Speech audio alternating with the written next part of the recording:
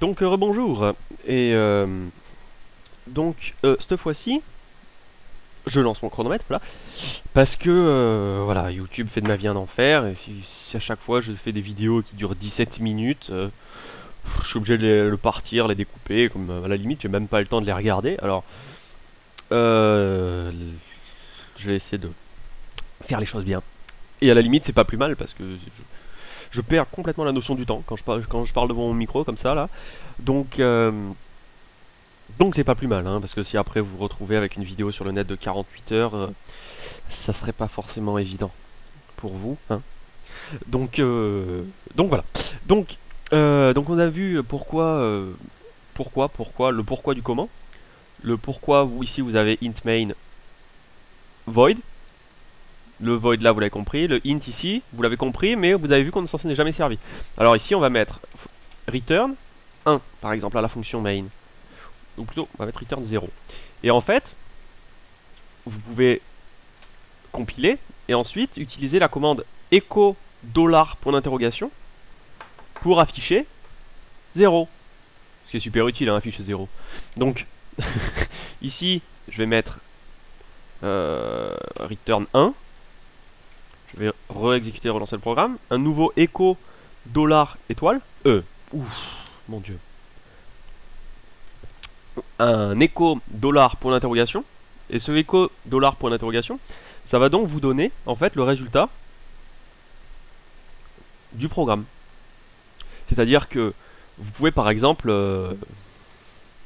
je sais pas, c'est-à-dire je vais créer un truc. Imaginons un entier problème, qui sera égal à 0. Et à la fin, par exemple, vous mettez, bon, vous avez votre programme hein, qui est là entre blablabla, il fait plein de trucs. Et là, vous mettez par exemple if problème.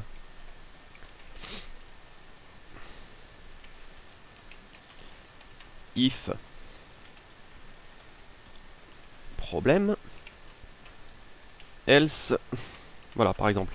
Ça veut dire s'il n'y a pas de problème, retournez 1, sinon retournez 0. Ok.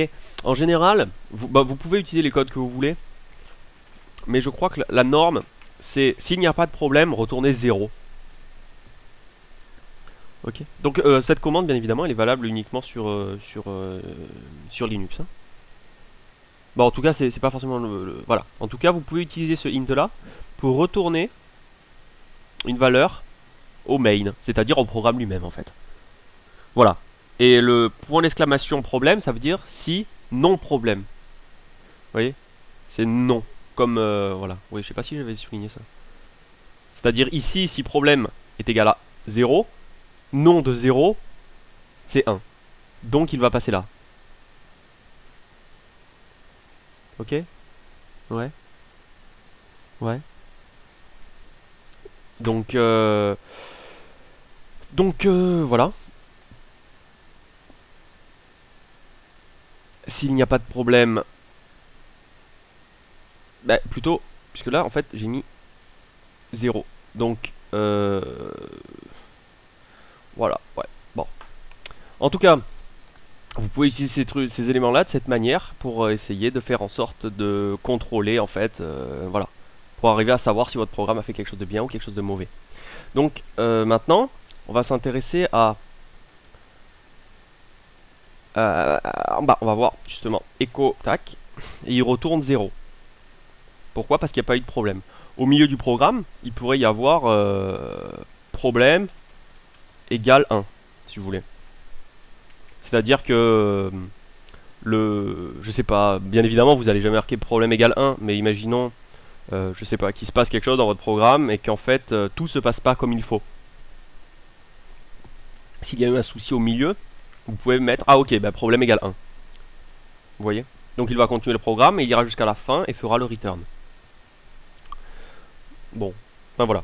Donc maintenant vous savez pourquoi utiliser ce int là. Bien évidemment, c'est par rapport au système d'exploitation. Voilà. Ou alors dans d'autres situations. Mais dans tous les cas, c'est pour retourner un entier à main. Ok. Donc sur ça on est d'accord. Donc ici j'ai fait un écho. Vous voyez que le résultat maintenant c'est 1. Parce que problème égale 1. Mais il retourne pas problème, il retourne 1. Ouais. Bah à la limite, vous pouvez aussi, dans cette situation, vous pouvez aussi faire un return problème. Tac tac. Voilà. Ok. Mais bon, c'est pour bien vous montrer ce qu'il est possible de faire. Voilà, après vous faites comme vous voulez. Bon, je vire tout ça, c'est très très moche. Voilà. Et je vais maintenant vous parler, donc, maintenant que vous avez compris, je vais retourner sur le code minimum. C'est quoi ça? Ah oui, c'est une fonction que j'avais faite. Oui. Donc voilà, maintenant vous avez compris ce truc-là. Maintenant, on va s'intéresser à celui-là. Alors. Alors. Déjà, il y a un dièse. Alors, que veut dire le dièse? C'est en fait une commande. Ce sont tout ce qui est précédé par un dièse, ce sont des commandes pré-processeur. Je rentrerai pas forcément en détail là-dedans, mais ça veut dire, avant de lancer le programme, tu vérifies ces critères-là. Avant de lancer la compilation.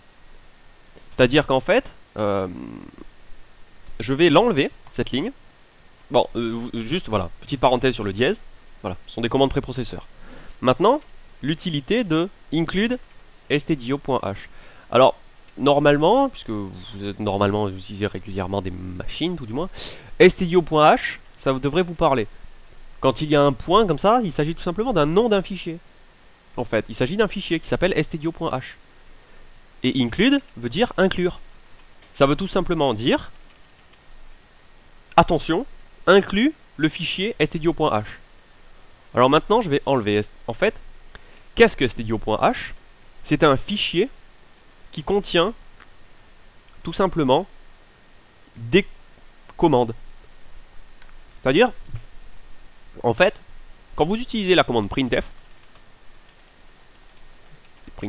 salut. Quand vous utilisez la commande printf, en fait, printf peut être utilisé. Vous avez remarqué, tout à l'heure, j'avais fait une fonction somme. Bon, je vais la refaire abrégée, voilà. Et ici, vous avez remarqué que vous pouvez écrire somme. Ok? Et si là-dedans, il y a un printf, ça va faire quelque chose. Bon, je vais même le faire. Printf, somme. Ça affichera somme. Voilà, tac. J'essaie d'être bien clair, nettoyer un peu, tac. Voilà, il affiche somme. D'accord? Pourtant, quand vous faites un printf,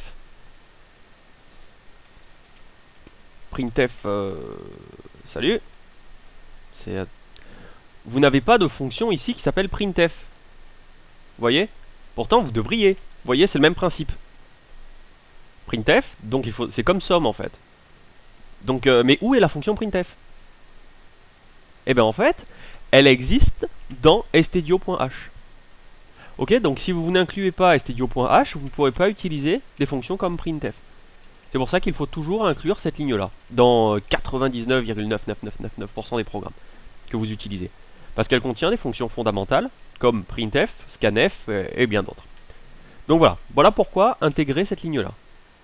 Maintenant, d'ailleurs, je vais pouvoir en profiter pour vous parler d'un autre truc.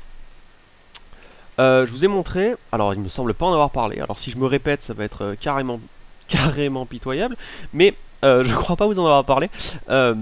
C'est sur les chaînes de caractères, on avait vu par exemple on va créer un nom qui contient 20 lettres, voilà, et je vous ai dit, donc on va faire un printf, donc petit rappel, je sais pas si vous vous rappelez, pourcentage S pour afficher une chaîne de caractères, pourcentage C pour afficher un caractère. Ok. Et ceci, ça sera non. Et vous voyez, il m'affiche unimont 10. Pourquoi?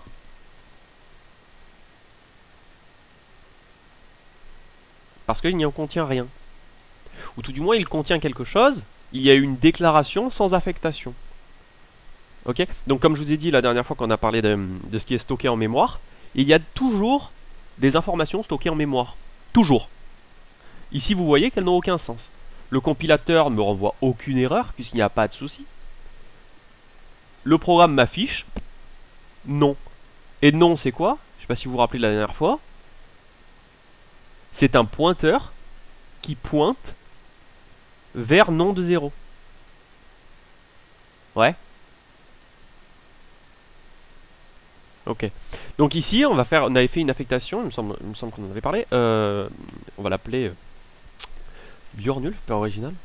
Et ici, donc, vous voyez que il affiche Bjornulf à l'écran. Jusque là, on est d'accord. Donc petit rappel sur le pointeur pour utiliser non là. Hein. Et maintenant, qu'est-ce que je voulais? Je voulais parler de quoi? Je me suis perdu. Oui.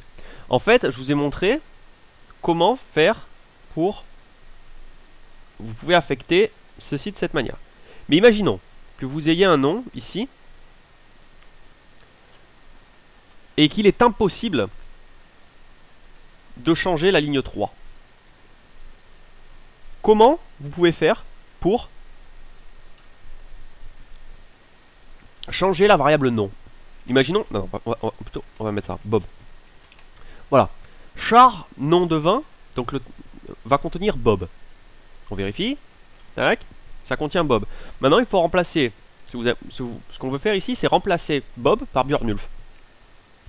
Alors, pour ce faire, en fait, vous devez utiliser une fonction qui s'appelle strcpy, qui contiendra le nom de la cible et une virgule